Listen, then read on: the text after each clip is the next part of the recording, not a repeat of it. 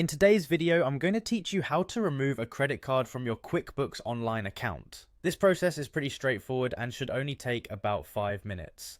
So let's get started. First, you'll want to sign into your QuickBooks Online account. If you haven't already, navigate to the QuickBooks Online login page. Once there, you'll be prompted to enter your login credentials. Go ahead and type those in, and then click on the Continue button to proceed.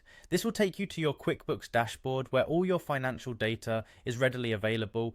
Now that you're logged in, direct your attention towards the left-hand navigation bar and locate the banking section. This is where all your bank and credit card transactions are stored. Click on Bank Transactions, which will allow you access to a comprehensive view of all your financial accounts linked with QuickBooks. When you're in the banking section, you'll see a list of your connected accounts. Find the credit card account that you wish to remove. Next to the account name, you'll notice a small pencil icon which represents the edit function. Click on this pencil icon. It will offer you a chance to modify certain settings associated with the account. Once you are in the edit mode, you'll see various options related to the account's information.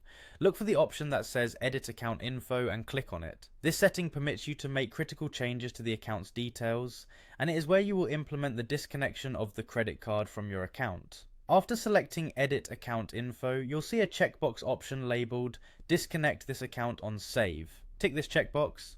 What this does is ensure that once you save the changes, the credit card account will no longer be connected to your QuickBooks Online account. This step is crucial as it effectively breaks the link between QuickBooks and your credit card provider. With that option selected, go ahead and click the Yes button to confirm your action.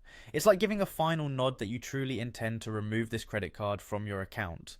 Be sure to review your changes to avoid any potential discrepancies in your financial records. Finally, the last step is to click on the Save button. This final action applies all the changes you have made and severs the connection between your QuickBooks account and the credit card. Congratulations, you have now successfully removed the credit card from your QuickBooks Online account. Remember, changes like these may affect your future financial processing tasks, so always be sure to revisit any automated settings you might have tied to this credit card. Feel free to revisit any steps if necessary, and soon you'll be navigating QuickBooks like a pro. Thank you for watching, and I hope this guide made the process clear and manageable.